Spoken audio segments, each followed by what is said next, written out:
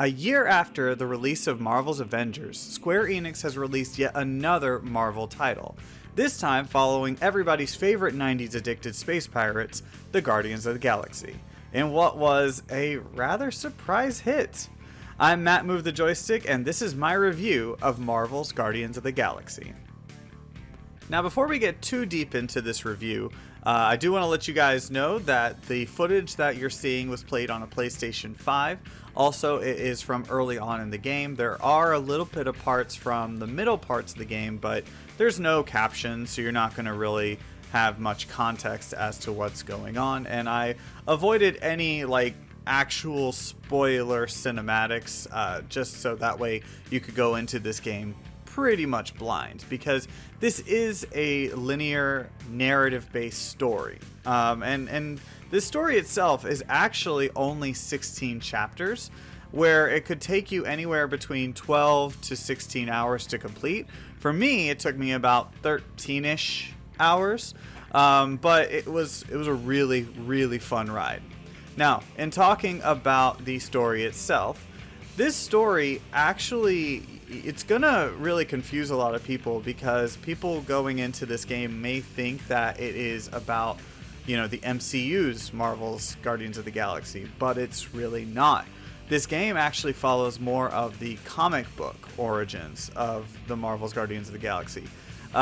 So it's a bit strange. It's gonna go a bit weird for anybody who's going into this game thinking that you're getting the normal Star-Lord, Gamora, Rocket, all of their backstory that you experience from the movies, which that's not the case here. Now, the story itself actually follows the Guardians. They've already come together, and they're running around the galaxy trying to get money, just doing different odd jobs around the galaxy. They find themselves at a quarantine zone trying to find a rare beast for Lady Hellbender. Only it doesn't go quite as well as they might have hoped, because the Nova Corps find them, and, well, they fine them, which caused them to need to get 8,000 units to pay off their debt.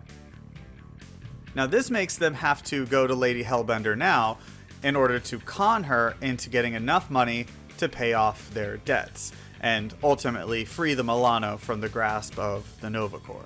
Now, as you might guess, that also doesn't go as well as maybe they had hoped as well. So, it's the normal Guardians of the Galaxy, where anything that can go wrong does go wrong. But meanwhile, there's an even more nefarious situation that drives the whole rest of the story. And again, I'm not going to get too far into it, but I will let you know that it is about this cult that is spreading across the whole galaxy. But I'll let you experience the rest of that for yourself. I was really surprised by Marvel's Guardians of the Galaxy. Going into it, I didn't really have much of an expectation for the game itself. I didn't really expect the story to pull me in as much as it did. It was just really enriching, and it really made me get to know and understand the characters more and see different sides of them that maybe we didn't experience in the MCU. So I really enjoyed it for that aspect, and I enjoyed that there was a lot of unpredictable moments. There were so many moments that I thought the game was over, but then it wasn't. It was just, it was moving on to a more exciting and different moment in the game. At times, though, it did feel like maybe this game was a sequel, because it is based off of the comics. So it kind of hopes that you were a comic book reader at times, because it mentions and it talks about things that we've never experienced before in another game or even in the MCU itself. So you kind of have to have a previous understanding of what happened in the comics to have a better understanding of what's going on now in the game. I really like what Square Enix did with this version of the Marvel's Guardians of the Galaxy characters, because again, these are not the MCU characters. These are the characters from the comic books. And so they've dealt with a whole lot of other trauma, a whole lot of other difficult situations that we have to unwrap as we are playing throughout this game. So it's like a new side of the characters that we never got to experience in the original or the MCU version of these characters. And each one of them, they contribute to hilarious and just so many meaningful moments. I mean, I will say that Star-Lord was a bit sanctimonious at times, like too much, but he did get better throughout the game. But every character goes through like all this character development. They face their fears, they fight injustices, and they get over a lot of issues that they were dealing with in the comic books. Now, a big part of the game has to do with choice. The game allows you to pick one of two options for dialogue choice, and based on what you pick will either strengthen or weaken your bond with particular characters. And this will come into play later on with different events, like if you were able to convince someone, or if you were able to, do something better for someone, then they might help you later on in the game, which might make the situation even more exciting or even more difficult if you didn't help them. A few times these situations did have those meaningful impacts, but there were a lot of those moments that I did just feel like the choices were just unnecessary. Okay, now so let's talk about gameplay. So the gameplay in Marvel's Guardians of the Galaxy is rather different compared to other games because you are playing solely as Star-Lord. So for the most part, you're mostly controlling his combat mechanics, but you are also able to lead your team and tell them when to perform different abilities on particular enemies. The more abilities that you unlock, the better your gameplay style becomes, because you get different area of effect abilities, you get more like high powered, high damage abilities, and it really becomes a lot of fun once you get more of those different and unique abilities, especially the elemental abilities that Star-Lord gets later on in the game. I did feel like at times it was a little like these abilities came a little too late, but whenever you got them, man, it made the whole game so much more fun and addicting. What was also really cool was that you could perform group attacks and finishing maneuvers. So you could be meleeing with a guy and in comes Drax here with an uppercut or something like that, or a drop kick, or Groot will just entangle them and throw them away, or Gamora will just slice them down. I really liked the group effort of the whole game and the whole feeling of this team uniting throughout. Now, what I wasn't a fan of was the actual combat controls. I thought the whole mapping, the default mapping, was very convoluted.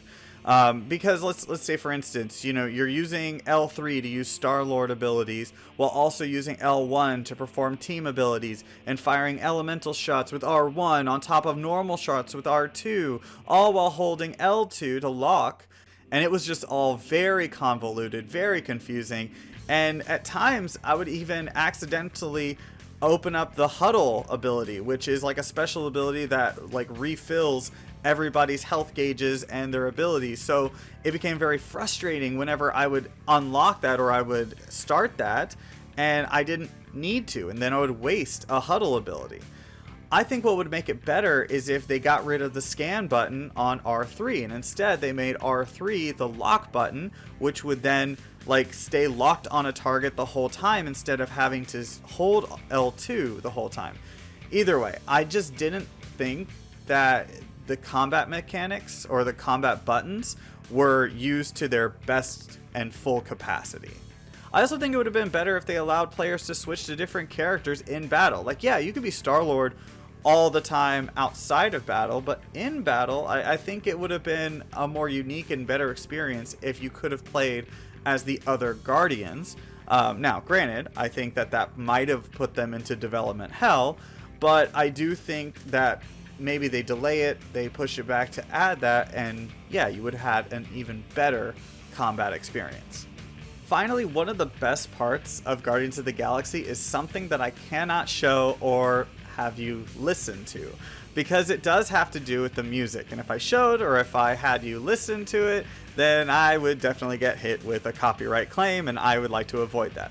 But it's got all of your favorite 90s amazing hits.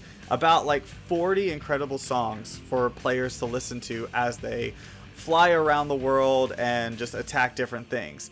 I do think it would have been better though if you could have turned on the Walkman at all times. Unfortunately, they don't give you that option unless you are in the Milano itself, and so that was a bit of an issue for me. But they did have that huddle function that I talked about before that does allow you to unlock a song to play as you are fighting, so that was a cool little bit. Overall, Marvel's Guardians of the Galaxy had a few hiccups and a few missteps and some bugs. Those bugs I think will get cleaned up when the game releases, but it did feel a little held back by all of those things. But that said, it does have an awesome story. It's got hilarious moment, impactful combat, and it does leave you with a better understanding of Marvel's greatest ragtag band of space pirates. The game itself isn't very long. As I said, it's only about 12 to 15 hours, but the story makes you eager to learn more, and the combat makes you want to come back and actually jump into combat situations. It is really cool. But that said, this game is a very linear game. There are no side quests. There's plenty of exploration, but it's not an open world. The biggest thing that you can do in exploration is find different outfits. But even that, I mean, that only can last for so long. I love linear games, and I actually did really enjoy this one because I think a lot of linear games are refreshing. Because nowadays we're in a time where everything has to be open world and everything has to have side quests. So it's really cool to be able to experience just a very linear narrative-based story like Marvel's Guardians of the Galaxy.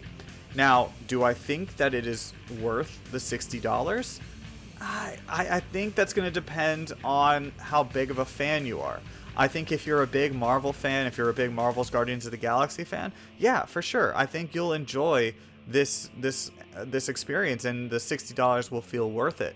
But if you're not, and you're looking for just a new and fun game to play, I don't think the $60 is going to be worth it. And I do feel like it'll be a better game to experience at a more discounted price.